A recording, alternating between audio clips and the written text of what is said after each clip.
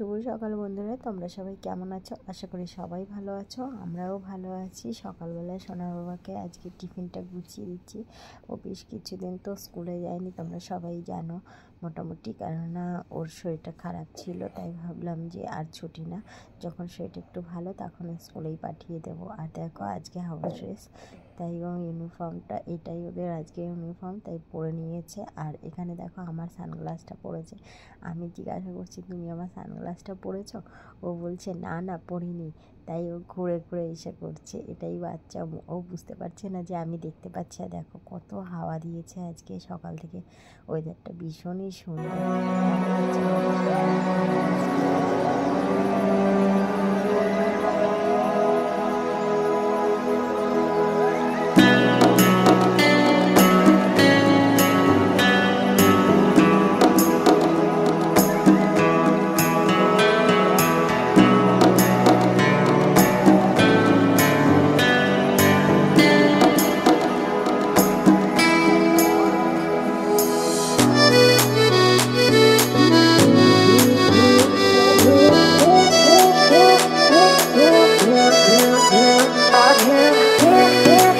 হলে মনে হয় যেন ঘরেই চুপ করে বসে থাকি, যদি কোনো কাজকর্ম না থাকতো, মানে শুধু রান্নাবান্না খাওয়া দাওয়া থাকতো, ব্যাস।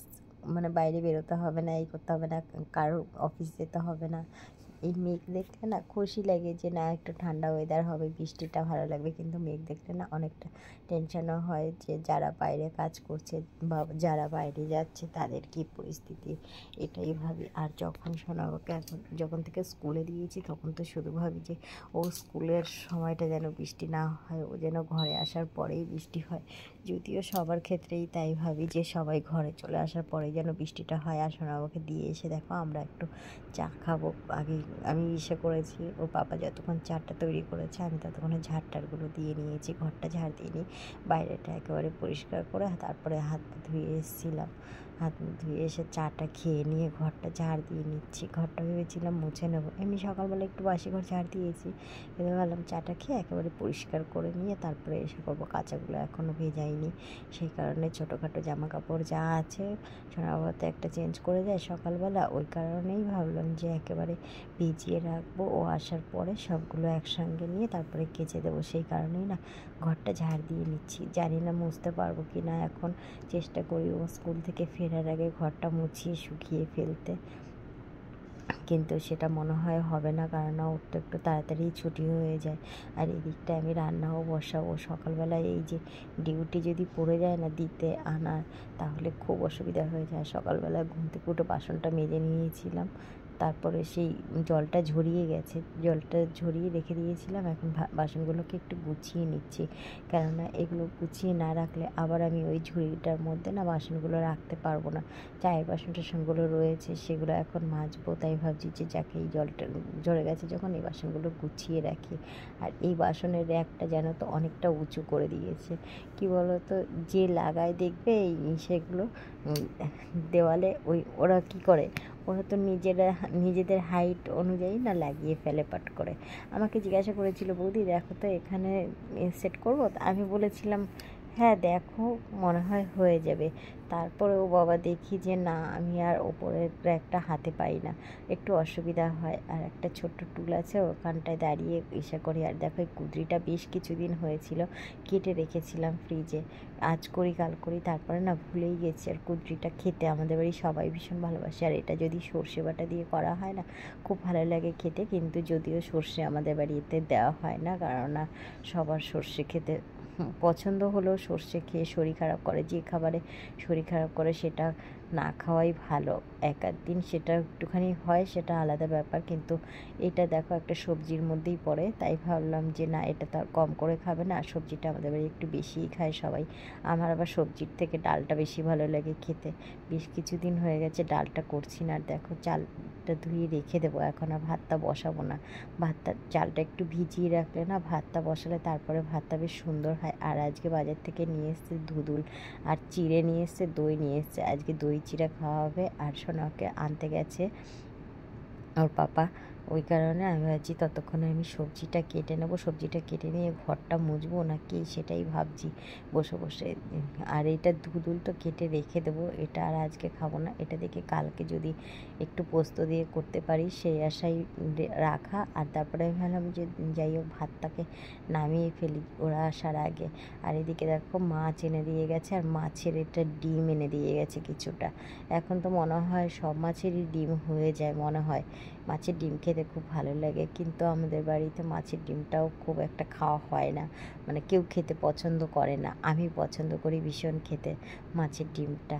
মাছের ডিমটা যেমনই করে দাও, পেঁয়াজ দিয়ে ভাজা করে দাও বা বড়া করে তরকারি করে দাও। আর ওখানে একটু মিনিকে মাছ দিলাম, কেননা ওই ইসে বারবার ও না ওখান থেকে ডাকছিল, আর এই মাছটাকে না দিলে ও রান্না করা পর্যন্ত আর আমাকে শান্তি দেবে না, সেই পা কামড়ে ধরবে, এই করবে সেই করবে। ওর মাটা ওরকম ডিস্টার্ব করে না, এটা যেন একটু বেশি বাড়াবাড়ি করে। আর দেখো কুদ্রিটা বেশ মজে এসছে, একটুখানি চিনি দেবো, একটু টক টক লাগে তো, টক মিষ্টি লাগে, বেশ ভালো লাগে খেতে। আর এটা শোনাবা আগে খুব ভালো খেত, এখন আর দেখি আবার খেতে চায় না। বাচ্চারা তো এক এক সময় এক এক রকমের হয়, ওরা সবসময় সব জিনিস খেতে পছন্দও করে না হয়তো, দেখি তো। তাই ছোটোবেলা না ও ভীষণ সবজি খেত, আর এত সবজি খেত মানে সেই আমি যদি রান্না করতাম ওই সবজি যেটুকু আছে বেছে বেছে হয়তো ওকেই দিতে হতো, ও আলু খেত না। আর এখন বড় হয়ে শুধু আলু খাবে, চিকেন খাবে, সবজি খাবে না। এখন সব সবজিগুলোকে বেছে বেছে সাইড করে দিতে হয়। আর আগে ছোটোবেলায় সবাই শুনতাম বাচ্চারা সবজি খায় না, বাচ্চাদের সেই ইসে করে দেয়। আর এখন মনে হয় বড় বাচ্চাকে তাই করতে হবে। দেখো কাঁচাগুলো সব গুছিয়ে একটা জায়গায় রেখে দিয়ে আমি ঘর মুছতে চলে আসলাম, ভাবলাম ঘরটা মুছে নিই, ও আসার আগে হয়তো ঘরটা শুকিয়েও যেতে পারে ফ্যানটা চালিয়ে দিলে পরে। তাই রান্নাটা অফ করে দিয়েই আমি ঘরটা মুছতে আসলাম, যে দেখি কি হয়। কেন বলো তো, ও যদি এই ভেজা ঘর থাকে না, এই মপটাকে নিয়ে না আবার সারা বাড়ি মুছতে থাকবে, এই করবে সেই করবে।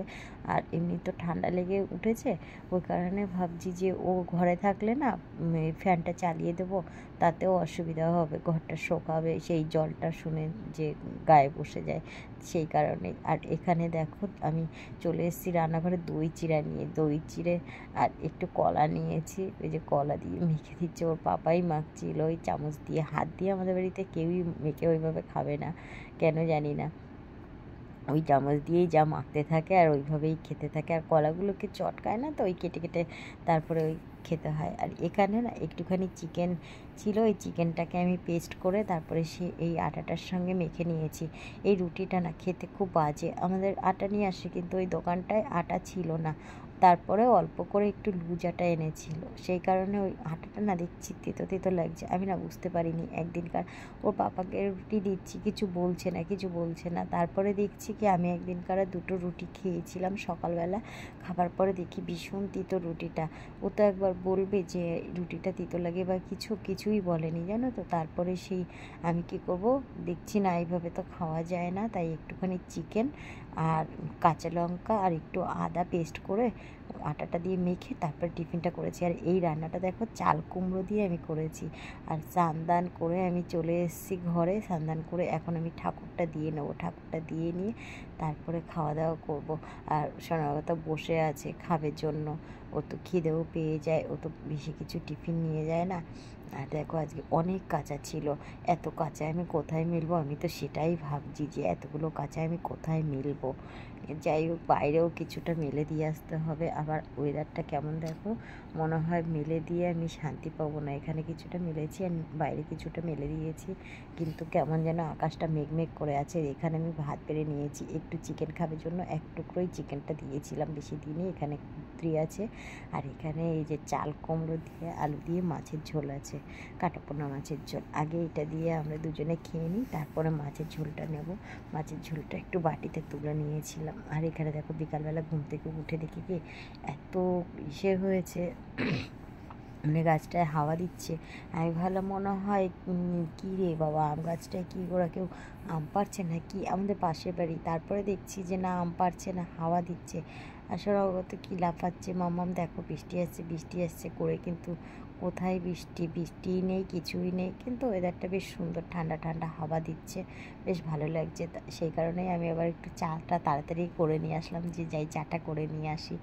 দেখো কি সুন্দর ওয়েদার, দুজনে একটু খেয়ে নিলাম, আমি একটুখানি চা খেলাম আর ও একটু হরলিক্স দিয়ে বিস্কিটটা খেলো। আর এখন বসে গেছি ওকে পড়াতে, জানি না কতটা পারবো, মনে হচ্ছে কারেন্ট চলে যাবে। এই দেখো কত জোর বৃষ্টি নেমে গেছে দেখতে দেখতে, দেখেছো? এরকম যদি রাতের বেলা বৃষ্টি হয় না, ভীষণ মনটা খারাপ লাগে। ওর পাপার জন্য বাইরে থাকে তো, ওর বাইক নিয়ে আসে, আর এত সেই মেঘ ঢাকে, তারপরে কড়কড়গুলো পড়ে না, ভীষণ ভয় লাগে। যেন যতক্ষণে বাড়ি না আসে ততক্ষণে ওই একটা চিন্তা, আর যদি কারেন্ট চলে যায় কি হবে সেটাই ভাবছি। যেই কথা সেই কাজ, কারেন্টটাও চলে গেল, আর আমি সেই কী করব তখন। আর জানো তো বড় মোমবাতি ছিল, বড় মোমবাতিগুলোকে না সোনা বাবা ফেলে দিয়েছে সেদিন, একদম নতুন একটা বড় মোমবাতি। এখন ওই ঠাকুর ঘরে যে মোমবাতিগুলো জ্বালি সেইগুলোই নিয়ে এসেছি, এনে ওই একটার পরে একটা দিয়ে জ্বালাচ্ছি। আর কি করব বলো, এইভাবেই